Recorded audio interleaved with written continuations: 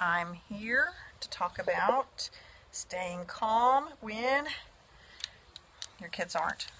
And that's so hard to do because when my child starts in his tantrum, it's like I'm going to start a tantrum too sometimes. What I was going to talk about today was one of the biggest things is when our kids throw tantrums is that stop that, is our initial thing. Don't do that and everything. And what I found, one of the biggest things that I found to help me is in the situation is just to stay calm. Because if you're not calm and you start telling your kid to calm down when you're not calm, they're not going to be mirroring what you want them to.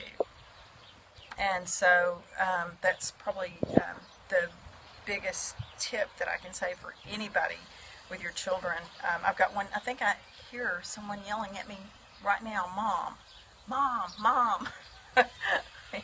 And he's a stinker. He is my strong-willed child, and he is, he's going to do what he can to get his way all the time. And so he's really tough to parent. I don't know if any of you have a strong-willed child, but he's a booger, and he's fun, and he's a challenge. And I tell you what, having him was like the best thing, but it's the most challenging thing because you got to stay on your toes. You got to stay on your toes and kind of one step ahead of them. And you can follow me on Twitter at foster2forever.com. I'm also, well, not .com, but anyway, I'm on Twitter, foster2forever, and here on Periscope, I'm foster2forever, and I've got a little one coming to join me right now. And it's Shark Week, and so he left the door open too. Are you going to come out? Yes. Yes, ma'am? Yes, ma'am. Oh, good job in closing that door. So, anyway, I'm in the process of writing a book about using a time in instead of a time out for discipline with your children, because one of the things that I discovered with my kids is that they are, is that my son would get, oh yeah, yeah, I know. And my son, trying to put him in time out was so hard because I was having to constantly put him back, and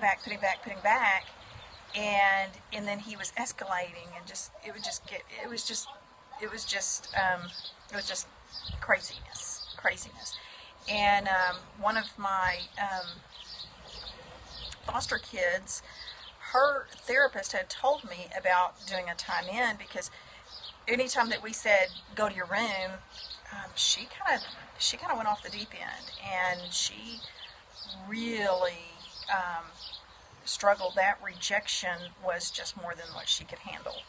And after the rejection of being rejected by her parents, it was a lot harder. And her counselor had told me about time in, and so I started kind of doing some research, and then I started trying it. And it's amazing that staying calm with your kids, how much that's helpful to how that helps them.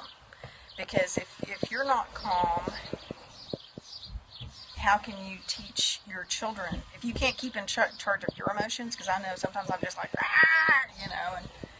and I get so frustrated that it's really difficult to stay calm. But, if you do, it helps 10 times better than just, especially, my son is at the age where he sasses, and I just want to go, sass back. And if I stay calm and just like, excuse me, let's say that a different way, that it kind of keeps things in check to where he's not kind of gets out of control and doesn't escalate. But anyway, I'll be coming back tomorrow to talk to you about something else. And if there's anything else that you'd like to talk about, let me know, and send me a tweet, or anyway, send me a message, or let me know. But anyway, I will see you later.